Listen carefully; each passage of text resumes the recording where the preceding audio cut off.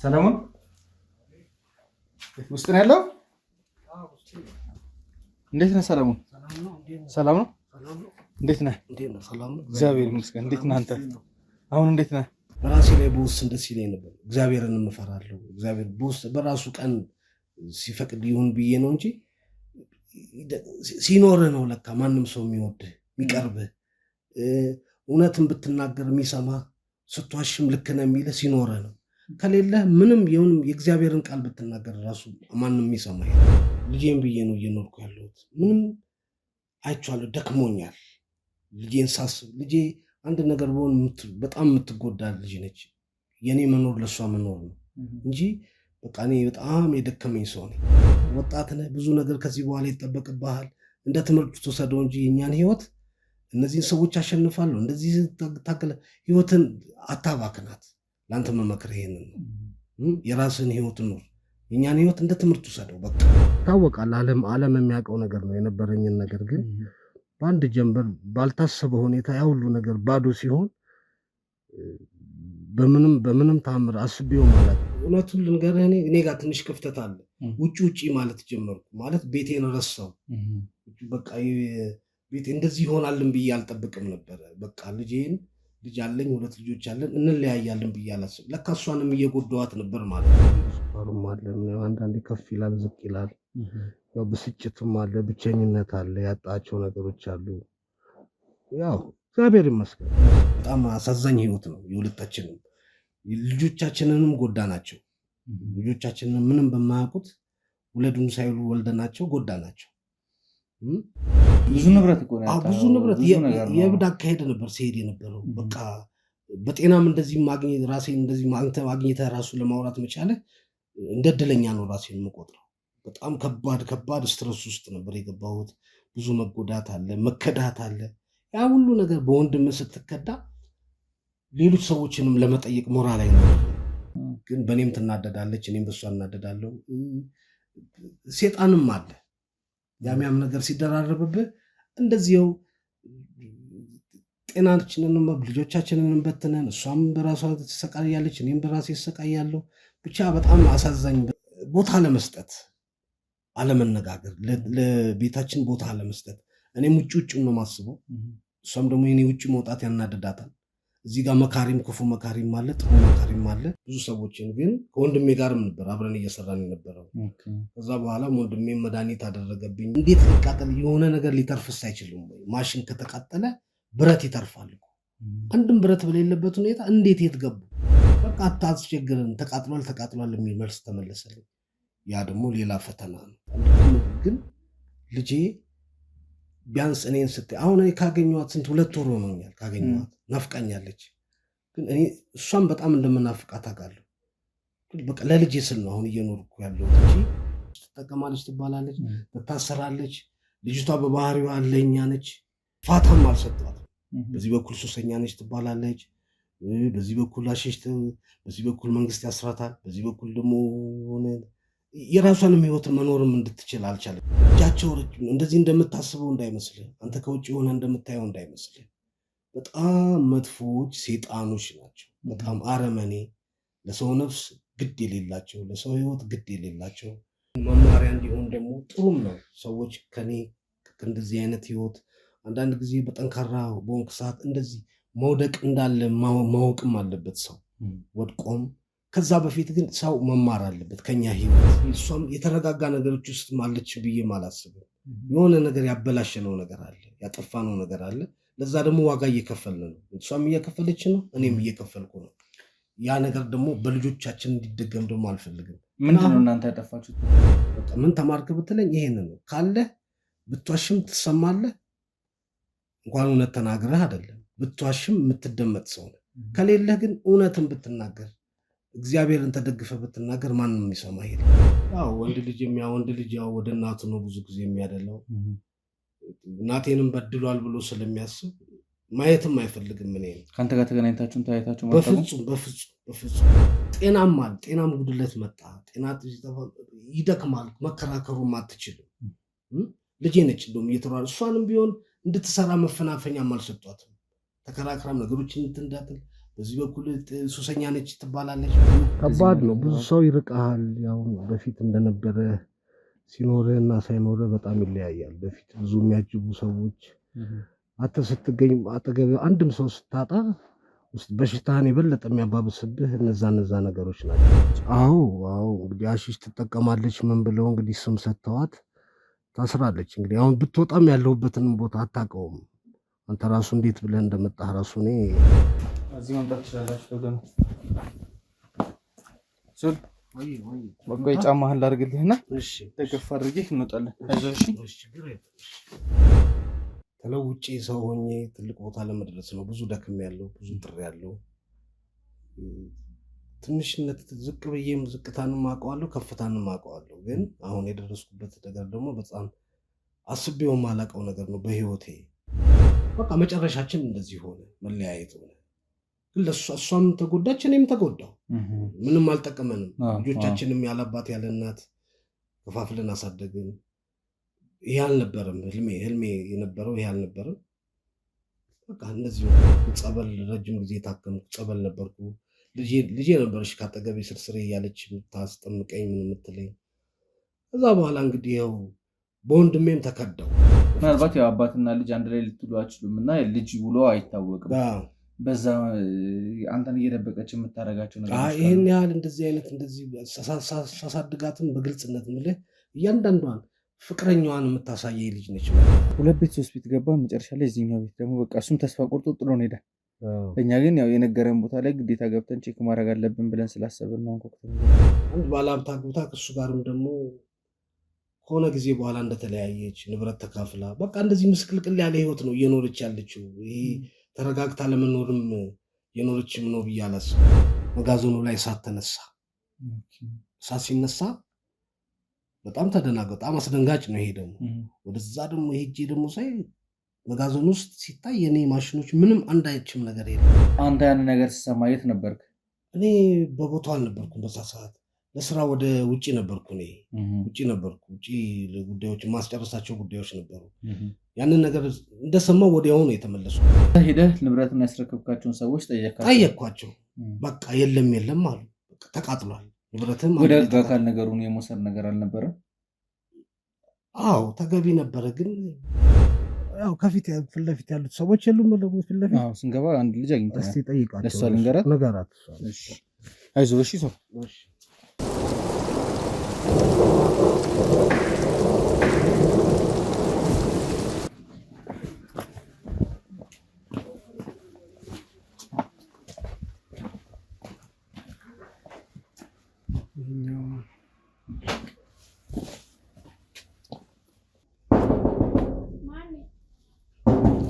ሰለሞን አለ።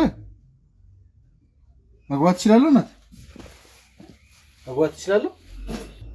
እሺ አመሰግናለሁ። ሰለሞን ውስጥ ነው ያለው? እንዴት ነህ ሰለሞን? ሰላም ነው? እንዴት ነህ? እግዚአብሔር ይመስገን። እንዴት ነህ አንተ? አሁን እንዴት ነህ? ነገር ሰላም ነው። እግዚአብሔር ይመስገን ደህና ነኝ። አንተ ጋር ያው ሰዎች ናቸው ጥቆማ ሰጥቶኝ የመጣሁት። አንዳንድ ነገር ላወራህ ፈልጌ ነበረ። ፈቃደኛ ነህ? በምችለው አቅም እንግዲህ ድካምም አለ፣ ትንሽ ህመምም ስኳሯ ምናምን አለች። እንግዲህ የምችለውን ያህል እነግርሃለሁ፣ አስረዳሃለሁ። እዚህ ቤት ከገባህ ቆየህ እንዴ? አንድ 2 ወር 3 ወር ይሆናል። 2 ወር 3 ወር።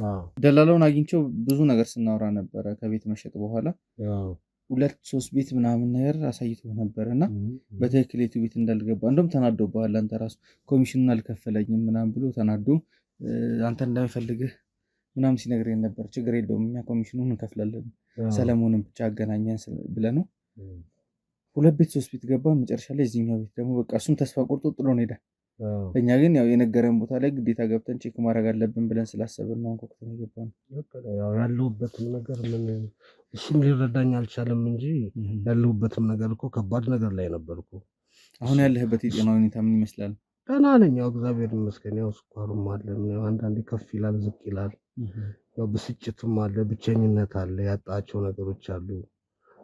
ያው እግዚአብሔር ይመስገን ተመስገን። እንደዚህ አይነት ደረጃ ላይ ሆነህ ከባድ ነው። ብዙ ሰው ይርቃል። ያው በፊት እንደነበረ ሲኖርህና ሳይኖርህ በጣም ይለያያል። በፊት ብዙ የሚያጅቡ ሰዎች አንተ ስትገኝ አጠገብ አንድም ሰው ስታጣ ውስጥ በሽታህን የበለጠ የሚያባብስብህ እነዛ ነገሮች ናቸው። አንተ እንደውም እግዚአብሔር ይስጥ ማን አሳይቶ ራሱ ወደዚህ እንደመጣ። የምትኖርባት ቤት ደግሞ ትንሽ ግራ ታጋባለች። ይህንን ቤት አሁን ሙሉ ለሙሉ ተከራይተው ነው እየኖሩ? አይደለም ደባል ገብተህ ነው? አልጋዋን ብቻ ነው በቃ እዚህ ጋር ለማረፊያ የነበሩ እቃዎች ምናምን። አዎ ብዙ ነገር ነበረ። ያው አሁን እንደዚህ ማውራቱም ብዙም ደስ አይለኝም። አሁን ምልህ ይታወቃል፣ ዓለም የሚያውቀው ነገር ነው የነበረኝን ነገር። ግን በአንድ ጀንበር ባልታሰበ ሁኔታ ያ ሁሉ ነገር ባዶ ሲሆን በምንም ታምር አስቤውም አላውቅም። እንደዚህ መሆናለሁ እንዲህ ይገጥመኛል ብዬ በህይወት አስቤውም አላውቅም። ግን ያው ተመስገን እንግዲህ ምን ታደርገዋለህ። አሁን እቺን አልጋ እቺን ማረፊያ ብቻ ነው በቃ ለማረፊያ ነው እቺን እኮ። ሕክምናንስ እንዴት ነው እየተከታተልክ ያለው? ማንነውስ መነሳትም የሆነ ነገር ማድረግ ስትፈልግ እየደገፈ ያለው? ያው ልጄ ነበረች፣ ልጄም ታሰረች። እንግዲህ አሁን እንግዲህ ታስራለች። አዎ እንግዲህ አሺሽ ትጠቀማለች ምን ብለው እንግዲህ ስም ሰጥተዋት ታስራለች። እንግዲህ አሁን ብትወጣም ያለሁበትን ቦታ አታውቀውም። አንተ ራሱ እንዴት ብለህ እንደመጣህ ራሱ እኔ አላውቅም፣ እንዴት ማን እንዳሳየ። ከባድ ነው። ነገሮችን ካሰብናቸው በላይ ይሆናል። በጣም ከባድ ነው። ምናልባት ሰለሞን ያለንበት ቦታ ላይ አመቺም አይደለም እና አብረው ያሉትን ሰዎች ማስፈቀድ የምችል ከሆነና እዛች ውጭ ላይ ሆነን አንዳንድ ነገሮች ብንጫወት ብናወራ ደስ ይለኛል። እንግዲህ የምችለውን ያህል በአቅሜስ ለማስረዳት እሞክራለሁ። ማንን ላስፈቅድ? ያው ፊት ለፊት ያሉት ሰዎች የሉም? ፊት ለፊት ስንገባ አንድ ልጅ አግኝተናል። እስኪ ጠይቃቸው። ለእሷ ልንገራት። አይዞህ። እሺ ሰው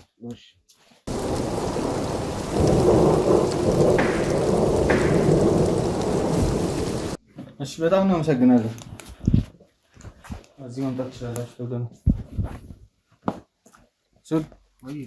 በቃ ጫማህን ላድርግልህና ደገፍ አድርጌ እንወጣለን። አይዞህ። እሺ፣ እዚህ ስር ነው ያለው። አለፋው አንተ ነው ባኮን ምንም ችግር የለም። ሰው ልጅ ሲያዝ አይዞህ፣ ቀስ እንደረባት ነፋስ እንዳይመታል።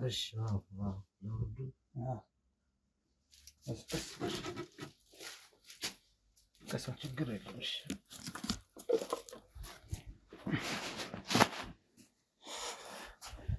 እዚች ጋር በለ ነፋስም አያለም ጥሩ ነው። እንደኔም እዚህ መጣ ቁጭ ብትል ጥሩ ነው። እሺ ካሜራማን ማስተካከልና ያሉትን ነገሮች እንጨዋወታለን።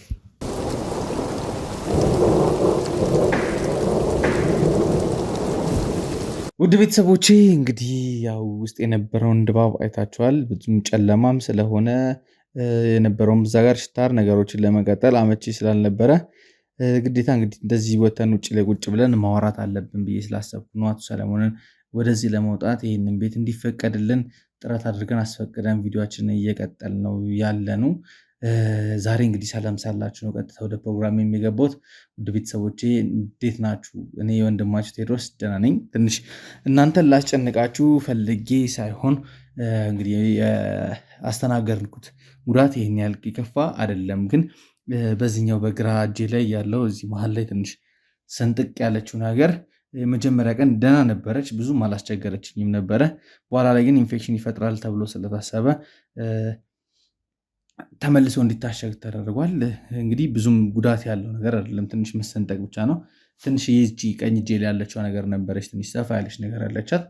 እሷንም ደግሞ ያው ትሪት እየተደረገ ነው ያለው። እንድትጨነቁ አንፈልግም። ምንም ይህን ያህል የከፋ ጉዳት አይደለም። ከዚህ በላይም ሲደርስብን ኖረናልና ብዙም የሚያስጨንቅ ነገር የለውም። ይህን እንድትረዱኝ ይፈልጋለሁ። ወይዘሮ ገነት ጋርና ከአቶ በቀለ ጋር የነበረን ቆይታ ጨርሰን እንግዲህ ነገሮችን የማጣራት ፍላጎቱም ስላደረብን እየተንቀሳቀስን ያለ ነው። ይሄ ነገር ልባት የሚሰጠን አይደለም። ይሄ የወንበዴ ስብስብ መመታት መቻል አለበት። ማን ነው ቦስ? ድርጅቱን እየመራ ያለው ማን ነው? ለእነዚህ ልጆች ተልእኮን እየሰጠ ያለው ማን ነው የሚለውን በተቻለ መጠን ለማጣራት ጥረት እያደረገን ነው። ተጨማሪ 3 ልጆችም ወደ ቤታችን ገብተዋል። እነሱንም በቁጥጥር ስር ውለው እንግዲህ ለህግ አካላት ተሰጥተዋል። እስካሁን ድረስ በእኛ ይህንን ታሪክ ኬዝ ከጀመርን ቀን ጀምሮ 51 ሰው ለህግ አካል አሳልፈን ሰጥተናል። እንግዲህ ነገሮች በደንብ እየተጠሩ ነው። ፋይሎች እየተደራጁ ነው ያሉት። በተቻለ መጠን እንግዲህ ወንበዴ የሚፈነጭባት ከተማን ለማጥፋት እንግዲህ ጥረት እያደረግን ነው የምንገኘው። በዚህ አጋጣሚ ደግሞ ያው የሰማኑ ነገር ነበረ። አቶ ሰለሞን እዛ ካምፓኒ ላይ እቃ አስቀምጦ እንደነበርና ይሄ ጠፉት ተብለው የሚጠሩት አብዛኛዎቹ መጋዘን ውስጥ የነበሩት ንብረቶች የእሱ በባለቤትነት እሱ እንደነበረ ከአቶ በቀለ አንደበት መረዳት ቻልን። አቶ በቀለም ነገሮች እየከፉ ሲመጡ የህግ አካል እንደመሆኑ መጠን ከኛ ጋር ወደ መተባበሩ ገብቷል። በዛም ደግሞ ስለ አቶ ሰለሞን አንዳንድ መረጃ ሰጠን። መረጃውን ከተቀበልም በኋላ አቶ ሰለሞን አለበት ወደ ተባለው ይኖርበታል ተብሎ ተመዝግቦ ወደነበረው ቤት ሄደናል። በሚገርም ሁኔታ ግን ቤቱ በአራጅ መሸጡንና ሸጦ መውጣቱን ተነገረን። ከዛ በኋላ እንዴት ሊሸጥ ቻለ የሚለውን እዛው ሰፈር ላይ ቲሞቼን አሰማርቼ ስጠይቅ አንድ ደላላ አገኘን። ደላላውም ደግሞ የተለያዩ ቤቶችን ሳሳየው ነበረ። ሙሉ ለሙሉ ከስሯል፣ እንደምታስበው አይነት ሰው አይደለም፣ እኔንም ኮሚሽንን በልቶኛል ምናምን ብሎ ክስ ሲያቀርብልን ነበር የነበረው። እዛ ስለ አቶ ሰለሞንን ብቻ ያሉበትን ቦታ እንዲያሳየን ኮሚሽኑን እኛ ልንከፍል እንደምንችል ተነጋግረን እዚህ ቤት ድረስ መተናል። ሰላም ሰላም ሰላም ውድ ቤተሰቦቼ፣ እንግዲህ ዛሬ ፕሮግራሜን ለመግቢያ ያህል እንዲሆናችሁ ለትውስታ ይህንን ያህል ከነገርኳችሁ ቀጥታ ወደ መጣሁበት ከአቶ ሰለሞን ማወቅ ስላለብን መሰብሰብ ስላለብን መረጃ ቀጥታ ወደዛ እገባለሁ። እስከ ፕሮግራሜ ፍጻሜ ድረስ አብራችሁኝ እንድትቆዩ እየጋበዝኳችሁ፣ ለዚህ የዩቲዩብ ቻናል አዲስ የሆናችሁ ካላችሁ ሰብስክራይብ በማድረግ ቤተሰብ ሁኑን። ቪዲዮ ደግሞ ተደራሽ እንዲሆን ብዙዎቻችሁ ምናልባት ኢትዮጵያ ውስጥ ሆናችሁ በተለይ ደግሞ አዲስ አበባ ላይ ሆናችሁ ይህንን ቪዲዮ እየተከታተላችሁ ያላችሁ ሰዎች ካላችሁ በእነዚህ በ30ዎች ቲሞች ውስጥ በእናንተ ላይም የደረሰ ጥቃትም ግፍም የንብረትም መዘረፍም ነገር ይኖራል እና ያንን ነገር ወደ ሚዲያ እያመጣችሁ ለእኛ መልእክት እያላካችሁ እንድትተባበሩን እንድደግፉን እንፈልጋለን። ያው ያለፉት ቀናቶች ላይ ያሳለፍናቸው ነገሮች አሉ። ዩቲዩብ ደግሞ ሰሞኑን አልጎሪዝሙ ትንሽ እያስቸገረ ያለበት ሁኔታ ላይ ነው ያለውና ቪዲዮን ሼር በማድረግ ላይክ በማድረግ ተደራሽነቴን እንድታሰፉልኝ ከወዲሁ ጠይቃለሁ። እስከ ፕሮግራም ፍጻሜ ድረስ አብራችን ቆዩ።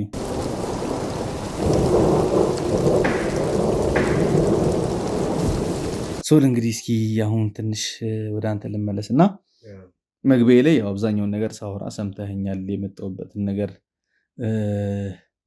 እስኪ ከትውውቅን ጀምር። አቶ ሰለሞን ማን ነው? የት ተወልዶ አደገ? የመጣሁት ከክፍለ ሀገር ልጅ ነኝ። ያው እዚህ ጋር ተለውጬ ሰው ሆኜ ትልቅ ቦታ ለመድረስ ነው። ብዙ ደክም ያለው ብዙ ጥሪ ያለው ትንሽነት ዝቅ ብዬም ዝቅታንም አውቀዋለሁ፣ ከፍታንም አውቀዋለሁ። ግን አሁን የደረስኩበት ነገር ደግሞ በጣም አስቤው የማላውቀው ነገር ነው በህይወቴ። እንደዚህ እንደ ጥረቴ አይደለም። አሁን በጣም ብዙ ነገር በፊት ሲኖርህና ሳይኖርህ የነበሩ በዙሪያ የነበሩ ሰዎች አሁን የሉም። ጤናም የለም። ብዙ ብዙ ብዙ ጫናዎች ላይ ይደራርባል። ልጄም ታሰረችብኝ። ብቻ ምን ልበል፣ በጣም ከባድ ነው የደረሰብኝ ነገር። አዲስ አበባ ከመጣ ምን ያህል ጊዜው? ነገ ክፍለ ሀገር ወደዚህ በልጅነቴ ነው የመጣሁት። በ12 ዓመቴ ነው የመጣሁት በልጅነቴ። ከዛ የታረፍክ ምን ነበር የምትሰራው? ያው መጀመሪያ አጎቴ ጋር ነበር ያረፍኩት። አጎቴ ጋር ነበር። አጎቴም ትምህርቴን ያስተማረኝ እሱ ነው። ከዛ በኋላ ትምህርቴም በኋላ አጎቴም አረፈ። እኔም በቃ ያው ዝቅ ብዬ መስራት ጀመርኩ። ስራንም መሸከምም ሸክምም እያልኩ ከዛ ወደ ንግዱም ገባው። ከዛ ደግሞ ወደ ንግዱም እየገባው ቀስ እያልኩ ያው እዚህ ትልቅ ቦታ ደረስኩ። ግን ከዛ በኋላ ነው ትንሽ ነገር ሲጎልብህ ወዳጅም ይከዳሃል፣ ወንድምህም ይከዳሃል፣ አብሮ ያደገም ብዙ ነገር እንዳላሳልፍ ከሆኑ ሲተውህ ጤናም ይጎልብሃል። ያ ሁሉ ነገር ሲደራረብብህ ያው እንደምታየው እዚህ ደረጃ ደረስኩ። በጣም የሚያሳዝንም የሚያስከፋም ህይወት እንዳሳለፍ ካውቃለሁ። ስንጠብቅ የነበረውና መጀመሪያ ታሪኩ ተነግሮን የሄድንበት ቦታ ላይ ስንደርስ በጣም ሌክዠሪየስ የሆነ ቤት ነበር የነበረ። ቶታሊ በአራጅ እንደተሸጠና ለሌላ ሰዎች ገዝተውት መግባታቸውን ተነገረን። ደላሎቹም ደግሞ ስለ አንተ አንዳንድ ነገሮች መረጃዎች ሲነግሩን ነበረ። ከዛ አንጻር አንተ እንደዚህ አይነት ቦታ ላይ እንደዚህ አይነት ቤት ውስጥ ማግኘት ከባድ ነው። በጣም የሚከብድ ነገር ነው ያለው። በዛ ላይ ደግሞ ልጅ እንደታሰረችም እየነገርከኝ ነበረ። እስር ቤት ልትገባ የቻለችው የሚል ነገር ነበር። ምናልባት አንተ ላይ ከደረሰብህ ነገሮች አንጻር ብስጭት ውስጥ በመግባት ወይ ደግሞ ከዛ በፊትም ትጠቀማቸው የነበሩ ሱሶች ካሉ የምታውቀው ነገር ካለ እስኪ ያስረዳን ስለሱ። ይህን ያህል እንደዚህ ብዙ እንደዚህ ትጠቀማለች እንደዚህ የሚያደርሳትም አለ ብዬ አላስብም። ግን ትከራከርም የነበረው እኔም ትንሽ ጤና ጉድለት ሲመጣ ትከራከርልኝ የምንበረች እሷ ነበረች። ያንን እንዳትከራከር እንዳትረታም ብለው ሰዎች ስማቸው በምን ነበር የምትከራከረው? የተወሰዱብኝ ብዙ ንብረቶች አሉ። በህገ ወጥ መልኩ የተወሰዱ ነገሮች አሉ። ብዙ ነገሮች የገዟቸው ነገሮች ነበሩ። እነዛን ነገሮች እኔ ጤናም ስለሌለኝ ሄጄም ፍርድ ቤትም ለመራራት ስለማልችል እሷ ነበረች ልጄ እየተሯሯጠች። ምንድነው የተደረገው? እሷን ለመምታት ታስቦ ስሟን ማጥፋት ተጀመረ። ሱሰኛ ነች፣ እንደዚህ ነች፣ እንደዚህ ነች። አሁን እስር ቤት ገባች። ግን ይህን እንደዚህ አይነት ነገሮች በፍጹም የለም። ምናልባት ያው አባትና ልጅ አንድ ላይ ልትሉ አችሉም እና ልጅ ብሎ አይታወቅም። በዛ አንተን እየደበቀች የምታደርጋቸው ነገሮች ይህን ያህል እንደዚህ አይነት እንደዚህ ሳሳድጋትም በግልጽነት ምልህ እያንዳንዷን ፍቅረኛዋን የምታሳየ ልጅ ነች። መታ አይደለም እንደዚህ አይነት ስትሳሳትም ምንም የምጫናትም ሰው አልነበርኩም። ምንም የምትደብቀኝ አንድም ነገር አልነበረም። እስኪ እንዴት ነበረ የትዳር ሁኔታ? እንዴት ነው ልጅን ብቻ እያሳደግክ የነበረበት ሁኔታ? በቃ አብረን በፍቅር ነበር የምንኖረው። አንዳንድ ጊዜ ንብረትም ሲመጣ እዚህ ጋር ልዩነቱ ቦታም እንግዲህ ለትዳሬም ቦታ ለመስጠትም ሊሆን ይችላል። ስለሷ ክፍተት ፈጠርኩ መሰለኝ። እሷም ደስተኛ አይደለችም በትዳሬ። ለቤቴ ባለኝ ነገር ውጭ ነው ሩጫዬ። ያ ነገር እሷንም ትንሽ የጎዳኋት መሰለኝ ባለቤቴ። ምክርም ይኖራል፣ የሰዎች የጓደኛ ምክር ይኖራል። ባለቤትሽ ቦታ አይሰጥሽም እንደዚህ እያለ ከዛ አንጻር የሆነ ሰዓት ላይ ያ ነገር ተባብሶ መጣና ወደ መለያየት ደረስን።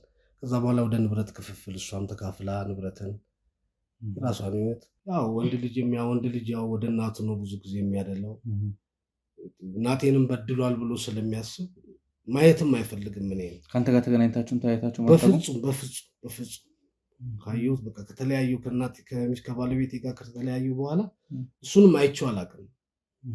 ያለበት ሁኔታ ምን ላይ ደረሱ? ወደቁ፣ ተነሱ የሚለውን የምታውቀው ነገር የለም? ምንም አውቀው ነገር የለም። ብቻ ደህና እንደሆኑ አውቃለሁ። ከኔ የተሻለ ህይወት እንዲየኖሩ እንደሆነ ሰማለሁ። ከባለቤቴም ጋር ከተለያየን በኋላ እሷም ሌላ እንዳገባች ልጄ ነግራኛለች። አንድ ባለሀብት አግብታ ከእሱ ጋርም ደግሞ ከሆነ ጊዜ በኋላ እንደተለያየች ንብረት ተካፍላ በቃ እንደዚህ ምስቅልቅል ያለ ህይወት ነው እየኖረች ያለችው። ይሄ ተረጋግታ ለመኖርም የኖረችም ነው ብዬ አላስብም። ማለት ምንድን ነው ምክንያታችሁ ከአንተ ጋር ልትጣሉ የቻለችሁበት ነገር? እና አትሊስት መሀል ላይ ልጅ ካለው ቢያንስ 2 ልጅ አላችሁ፣ ነገሮችን ተነጋግሮ ማስተካከል አይቻልም ወይ?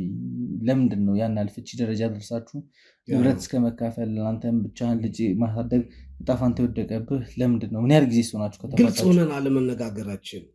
ሆነን አለመነጋገራችን እውነቱን ልንገርህ፣ እኔ ጋር ትንሽ ክፍተት አለ። ውጭ ማለት ጀመርኩ። ማለት ቤቴን ረሳው። በቃ ቤት እንደዚህ ይሆናልን ብዬ አልጠብቅም ነበረ። በቃ ልጅ አለኝ፣ 2 ልጆች አለን፣ እንለያያለን ብዬ አላስብም። ለካ እሷንም እየጎዳኋት ነበር ማለት ነው። ክፍተት እየፈጠርኩ ነበር። የሆነ ሰዓት ላይ መካሪም ደግሞ ይኖራል እዚህ ጋር። እንዲህ ባለቤትሽ ቦታ አይሰጥሽም፣ ጊዜ የለውም። እዛ ጋ ውጭ ያሉትን ሰዎች ታያለች፣ ባልና ሚስት እንዴት እየኖሩ እንዳሉ ስለምታይ በቃ መጨረሻችን እንደዚህ ሆነ፣ መለያየት ሆነ። ግን እሷም ተጎዳች፣ እኔም ተጎዳው። ምንም አልጠቀመንም። ልጆቻችንም ያለባት ያለ እናት ከፋፍለን አሳደግን። ይህ አልነበረም ህልሜ የነበረው ይህ አልነበረም። በቃ እንደዚሁ ነው። የስራ ሁኔታስ ምን ይመስል ነበር? እንዴት ነበር የነበረው ነገር? ጥሩ ነበር፣ በጣም ጥሩ ነበር። በጣም የተሻለ ከማንም የተሻለ ትልቅ ካምፓኒ፣ ብዙ የሚጠበቅ ለሀገርም የሚተርፍ ለሰዎችም የሚተርፍ ብዙ ሰዎችን የሚያኖርም ካምፓኒ ነበር። ብዙ ሰዎችን ግን ከወንድሜ ጋርም ነበር አብረን እየሰራን የነበረው። ከዛ በኋላ ወንድሜ መድኃኒት አደረገብኝ። ጸበል ረጅም ጊዜ ታከምኩ። ጸበል ነበርኩ። ልጄ ነበረች ካጠገቤ ስርስሬ እያለች የምታስጠምቀኝ ምን የምትለኝ። ከዛ በኋላ እንግዲህ ያው በወንድሜም ተከዳው። ያው እንደዚህ ነው እንግዲህ ህይወቴ። ከዛ በኋላ ጸበል ከገባህስ በኋላ ምን ተፈጠረ? ጸበል ተጠመቅኩ። እዛም ትንሽ የተወሰነ አገገምኩ። በቃ ደህና እየሆንኩ ስመጣ ውጭውንም እንዳየው ደግሞ ልጄ ይዛኝ ወጣች። በቃ እግዚአብሔር ይመስገን አሁን ደህና ነኝ። ከዛ በኋላስ ምን ተፈጠረ? በጣም የሚያሳዝንም የሚያስገርምም ታሪክ ነው እየነገርከኝ ያለው። ጸበል ገብተህ ከወጣ በኋላ ምን ተፈጠረ? ጸበል ገብቼ ከወጣሁ በኋላ መስራት አለብኝ፣ ለልጄ መኖር አለብኝ የሚለው ትልቁ እንትን ስለነበረኝ ብር ተበደርኩ ከካምፕ ከባንክ። ከዛ መስራት ጀመርኩ ከታች ተነስቼ። ከዛ ያም ካምፕ እያደገ ከባንክ በምን ነበር የተበደርከው? ቤቴን አስይዤ አሁን የተሸጠውን ቤት ማለት ነው። ከዛ በኋላ እያደገ መጣ። ብድሬንም እየመለስኩ ምን እያልኩ ከዛ ወደ ሌላ አሁን ቅርብ ጊዜ የነበረው ብረት ድንጋይ መፍጫ ማሽን ምናምን እሱ ምናምን ገዛው። እናም በቃ ወደ ሌላ ሙያ ዘርፍም ለመቀየር አስቤ ከቤቴንም ምኔንም አስይዤ ሌላ ከፍ ያለ ብር ተበደርኩኝ ከባንክ። ከዛ በኋላ እንግዲህ ያንንም እነዛም ከማሽኖች ለማስመጣት ጉምሩክ ብዙ እንትን ይፈልጋል፣ ብዙ ክፍያ፣ ብዙ እንትን ያስፈልገዋል። እና ገነትና ኤፍሬምን አገኘኋቸው። በእነሱ በኩል እንግዲህ ማሽኖቹ እንዲገቡ ተደረገ። ማሽኖቹን ከገቡ በኋላ ወደዛ ስራ ሰፋ አድርጌ እየተሰራው ጠንክሬ እየሰራው በነበረበት ሰዓት መጋዘኑ ላይ እሳት ተነሳ። እሳት ሲነሳ በጣም ተደናገጥኩ። በጣም አስደንጋጭ ነው። ይሄ ደግሞ ወደዛ ደግሞ ሄጄ ደግሞ ሳይ መጋዘኑ ውስጥ ሲታይ የኔ ማሽኖች ምንም አንዳችም ነገር የለም። ይሁን ምንም የነሱ የሚመስል ነገር ጠየቁ። ማሽኖቼ ሌላ ቦታ ሽሸዋቸዋል ብዬ እዛ ጋር የነበሩትን ሰዎች በቦታ የነበሩትን ሰዎች ስጠይቅ ተቃጥለዋል አንድ ላይ አሉ። በጣም አስደንጋጭ ነው። እንዴት ሊቃጠል የሆነ ነገር ሊተርፍስ አይችልም ወይ? ማሽን ከተቃጠለ ብረት ይተርፋል። አንድም ብረት በሌለበት ሁኔታ እንዴት የት ገቡ? በቃ አታስቸግረን፣ ተቃጥሏል የሚል መልስ ተመለሰልኝ። ያ ደግሞ ሌላ ፈተና ነው። እንደዚህ አይነት መከራዎች ማን ነበር በትክክል የጠየቀው አንተ ዕቃ ስለመቃጠሉ? ቦታውን የሚያስተዳድሩ የነበሩ ሰዎች ነበሩ፣ የሚመሩ የነበሩ። ምናልባት እዚህ ጋር ያው ስላልገባኝ ነው አንዳንድ ነገሮችን እየጠየኩ ያሉት። ማሽኖቹን ምናልባት እነሱ የትራንዚት ሰርቪስ ይሰጣሉ፣ እቃዎቹን ከጉምሩክ አስጨርሰው የመውጣት ነገር ይሰጣሉ። እኔ ከዚህ አንተ ጋር ከመምጣት በፊትም አውሮቻቸው ነበር፣ በእንደዚህ አይነት ጉዳይ አውሮቻቸው ነበረ። እሱ ሊኖር ይችላል፣ ግን ከመጣ በኋላ ለምንድን ነው አንተ ቀጥታ ወደ ስራ እየገባ ነው ያለው? ስራ እየሰራ የነበርክ ሰው ነህ፣ ማሳደግ ነው የፈለግከው እየነገርከኝ እንዳለው። እንደዛ ከሆነ ለምንድን ነው ንብረቶቹ እነሱ ጋር እንዲያልፉ የፈለግከው? እኔ ሌላ ነገር ስለምሯሯጥ ወደ ሌላ አንድ ቦታም አርፌ የምቀመጥ ሰው ስላልነበርኩም ወደ ውጭ እሄዳለሁ። ወደ ተለያየ ቦታም ስለምንቀሳቀስ የግድ ያንን ንብረቶችን የሚቆጣጠርልኝ ሰው ያስፈልግ ነበር። እነዛን ሰዎች ደግሞ በእምነትና ደሞዛቸውንም እየሰጠው የሚያስተዳድሩበትንም ነገር እያደረግኩ ያንን ነገር ብቻዬን የምሰራው ነገርም ስላልነበረ ነው ሰው ስለሚያስፈልገኝ እነዛን ሰዎች እነሱ ሰዎች ግን የሰጡ የነበረው ሰርቪስ ትራንዚት ብቻ ነው። ከዛ በኋላ ግን ንብረትህ እዛ እንዲቀመጥ አደረግ። ለዛ ነው ደሞዝ ወይም ደግሞ የመጋዘን ኪራይ ትከፍል የነበረው? ትክክል በትክክል። ከዛ በኋላ እሳት አደጋው ተፈጠረ ተቃጠለ ተባለ። አንተ ያን ነገር ስትሰማ የት ነበርክ? እኔ በቦታው አልነበርኩም በዛ ሰዓት፣ ለስራ ወደ ውጭ ነበርኩ። ውጭ ጉዳዮች ማስጨረሳቸው ጉዳዮች ነበሩ። ያንን ነገር እንደሰማው ወዲያው ነው የተመለስኩት። እኔ ስመጣም እነዛ ነገሮች ሆነዋል። በጣም አስደንጋጭ ነው። ገባ ወደ ተቃጠለ የተባለበትን ቦታ ሄድኩ። 3 ቀን ነው የፈጀው እሳቱን ለመጥፋት። 3 ቀን እንግዲህ የሆነ ነገር እንኳን ሊተርፍ ይገባ ነበር እኮ አይደለ? ሲቃጠል ዝም ብሎ ጨርቅ አይደለም ወይ ደግሞ የሆነ ነገር እኮ አይደለም እኮ። ቢያንስ ብረት ይተርፋል። አስጠግነህም ለመስራት ወይ ሽጠህም ሌላ ነገርም ለመቀየር የሆነ ነገር ሊተርፍ ይገባል። ምንም የለም ስትባል በጣም አስደንጋጭ ነው። በጣም አስደነገጠኝ። ከዛ በኋላ ጤናም ጉድለት መጣ። ጤና ይደክማል። መከራከሩም አትችልም። ልጄ ነች እንደውም እየተሯል። እሷንም ቢሆን እንድትሰራ መፈናፈኛም አልሰጧትም።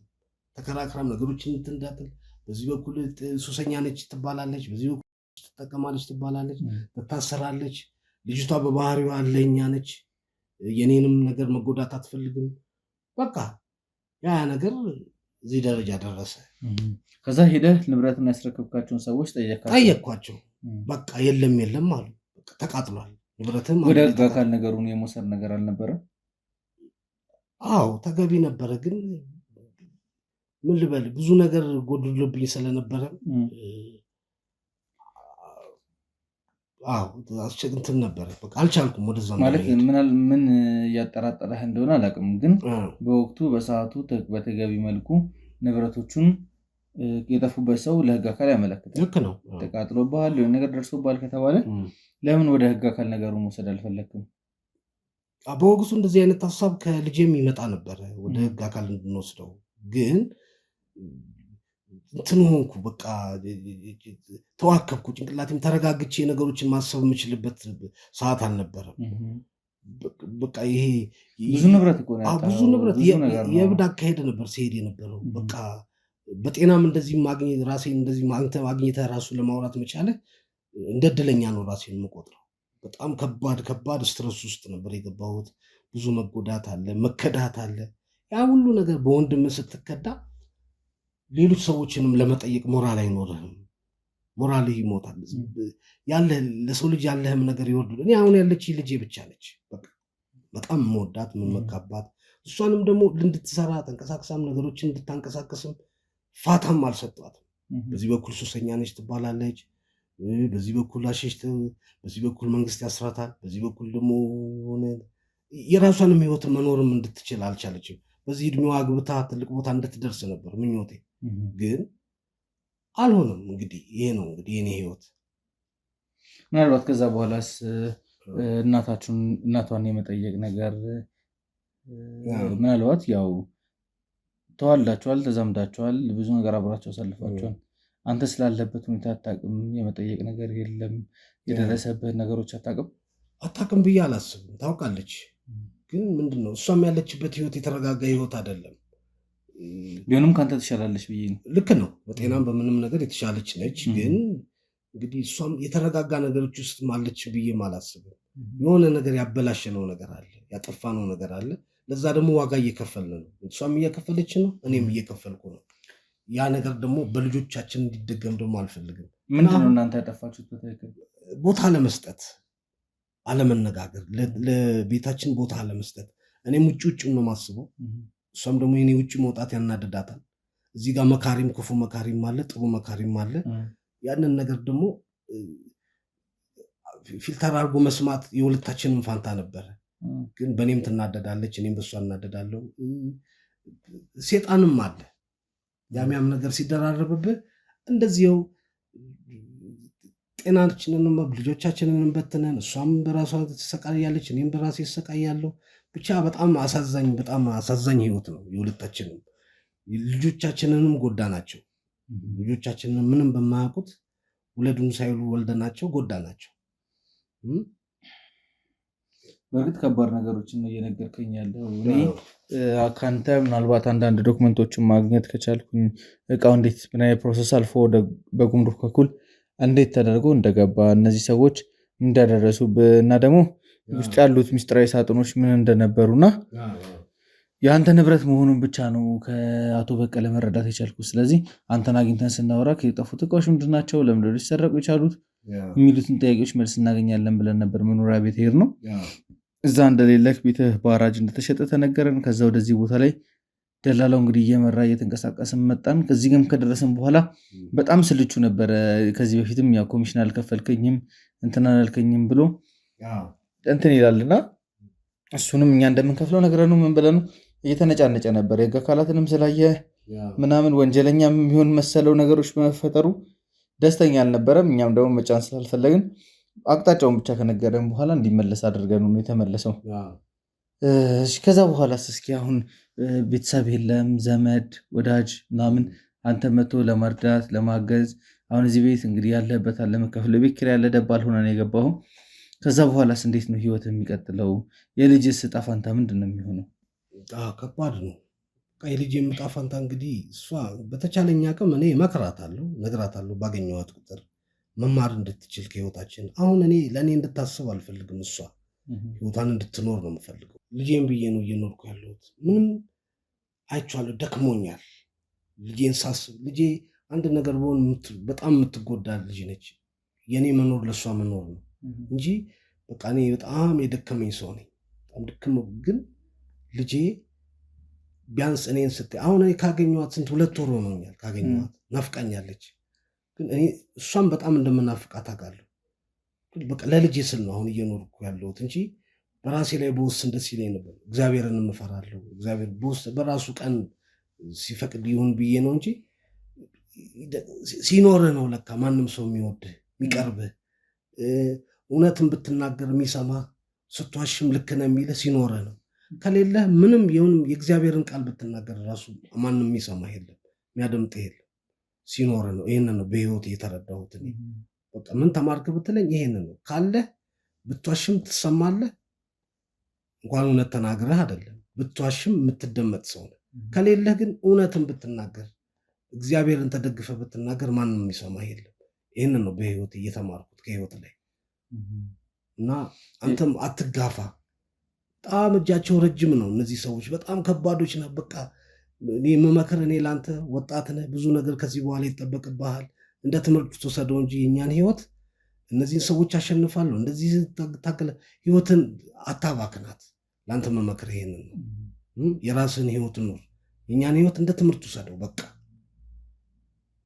አይ ሰዎችማ በእንደዚህ ልክ እናንተ እንደዚህ አድርገውብህ የሁሉ ነገር አድርሰው እየፈነጩ ማየት ያማል። ትክክል አይደለም።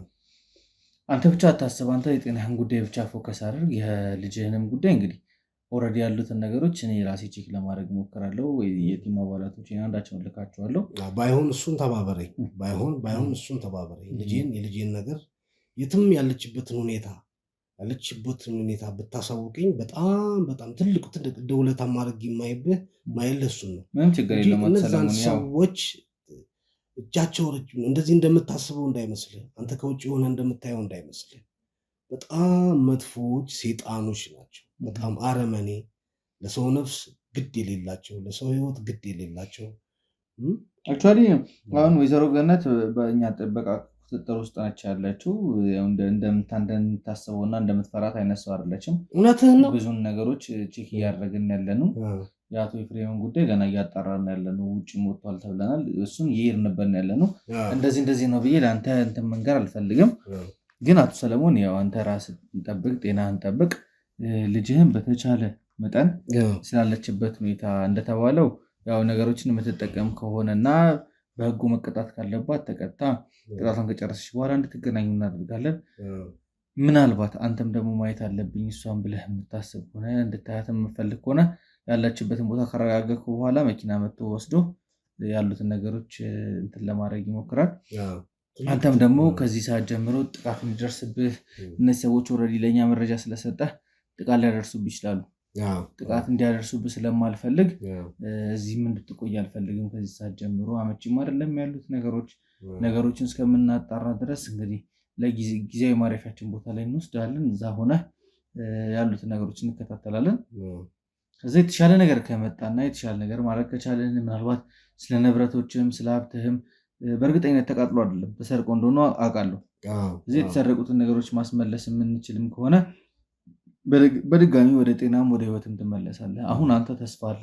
አትሊስት እቃው ተቃጥሏል ብሎ የሚያምን ቲም አንተን ሰፖርት እያደረገ ነው ያለው። እቃህ እንደተሰረቀ የሚያምን ህዝብ ነው ያለው እዚህ ጋር ያለው እንዳለና እሱን ለማስመለስ እኛ በተቻለ መጠን ጥረት እናደርጋለን። ወንጀለኞቹን በቁጥጥር ስር አውለን ለህግ ማቅረባችን አይቀርም። ምናልባት አንተ ላታውቅም ትችላለህ እንጂ ከዚህ በፊት ብዙ እንደዚህ አይነት ከባድ ናቸው አይነኩም የተባሉ ሰዎችን አንቀን ማንቆርታቸውን አንቀን ለህግ አካል አስረክበናል። አሁን ይህም ነገር ይቀጥላልና አንተ ራስን ጠብቅ፣ ጤናን ጉዳይ ጠብቅልን። እዛ ወስደን የምናስቀምጠው ቦታ ላይ የምትባለውን ምክር ብቻ እየሰማህ የሚነገርህን ነገር የህክምና ባለሙያዎች የሚነግሩህን ነገር እዛ ጋር ትሪት የሚያደርጉ ሰዎች የሚያደርጉልህን ነገር ብቻ እየተቀበልክ ለተወሰነ ጊዜ ቆይልን። ከዛ በኋላ በተቻለ መጠን የልጅን ጉዳይ እንከታተላለን፣ የንብረትን ጉዳይ እንከታተላለን። በጣም አመሰግናለሁ። በጣም እጅግ በጣም አመሰግናለሁ።